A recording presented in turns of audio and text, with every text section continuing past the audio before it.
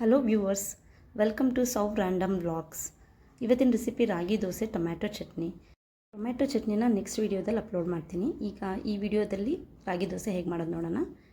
ಇಲ್ಲಿ ನಾನು 3 ಕಪ್ ರಾಗಿ ಹಿಟ್ಟಿಗೆ 1 ಕಪ್ಪು ಗಟ್ಟಿ ಅವಲಕ್ಕಿ ತೊಗೊಂಡಿದ್ದೀನಿ. ಇದೆರಡನ್ನು ಮಿಕ್ಸ್ ಮಾಡಿ ನೀರಲ್ಲಿ ಒಂದು 10 ಮಿನಿಟ್ಸ್ ನೆನೆಯಕ್ಕೆ ಬಿಟ್ಟಿದ್ದೀನಿ.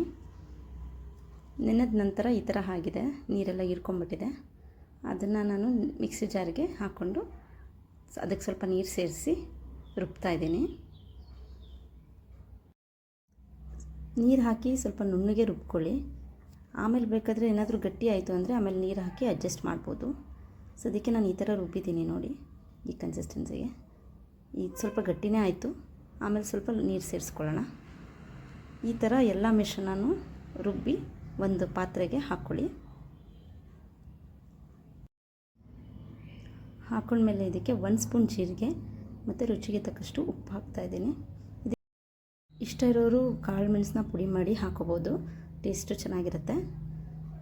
ಇಲ್ಲಿ ಸದ್ಯಕ್ಕೆ ನಾನು ಜೀರಿಗೆ ಮತ್ತು ಉಪ್ಪು ಹಾಕಿ ಮಿಕ್ಸ್ ಮಾಡ್ಕೋತಾ ಇದ್ದೀನಿ.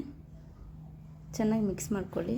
ಇಲ್ಲೇನಾದರೂ ನಿಮಗೆ ಗಟ್ಟಿ ಅಂತ ಅನಿಸಿದ್ರೆ ಹಿಟ್ಟು ಸ್ವಲ್ಪ ನೀರು ಹಾಕಿ ಮಿಕ್ಸ್ ಮಾಡ್ಕೊಳ್ಳಿ. ನೀರು ಹಾಕಿ ಮಿಕ್ಸ್ ಮಾಡ್ಕೊಂಡಾದಮೇಲೆ ದೋಸೆ ಹಿಟ್ಟು ರೆಡಿ ಇದೆ.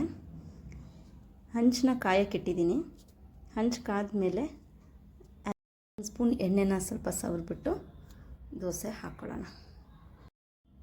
ಇವಾಗ ಒಂದು ದೋಸೆನ ಹಾಕಿ ತೋರಿಸ್ತೀನಿ ನೋಡಿ. ಹೀಗೆ ಹಾಕ್ಕೊಳ್ಳಿ, ಚೆನ್ನಾಗಿ ಬರುತ್ತೆ ಟೇಸ್ಟು. ಹಿಟ್ಟು ತೆಳುವಿದ್ರೂ ಪರವಾಗಿಲ್ಲ, ಚೆನ್ನಾಗಿ ತೆಳುತ್ತೆ ದೋಸೆ ನೋಡಿ. ಇದ್ರ ಜೊತೆ ಟೊಮ್ಯಾಟೊ ಚಟ್ನಿ ಕಾಂಬಿನೇಷನ್ನು ಸೂಪರಾಗಿರುತ್ತೆ. ತೆಂಗಿನಕಾಯಿ ಚಟ್ನಿನೂ ಚೆನ್ನಾಗಿರುತ್ತೆ. ಬಟ್ ನಮ್ಮ ಮನೆಯವರೆಲ್ಲ ಇಷ್ಟಪಟ್ಟು ತಿನ್ನೋದೇ ಟೊಮ್ಯಾಟೊ ಚಟ್ನಿ. ಅದರ ರೆಸಿಪಿ ನೆಕ್ಸ್ಟ್ ವಿಡಿಯೋದಲ್ಲಿ ಹಾಕಿರ್ತೀನಿ ನೋಡಿ. ಅದ್ರ ಜೊತೆ ಎರಡೂ ಮಾಡ್ಕೊಂಡು ತಿಂದು ಟೇಸ್ಟ್ ಹೇಗಿದೆ ಅಂತ ಹೇಳಿ.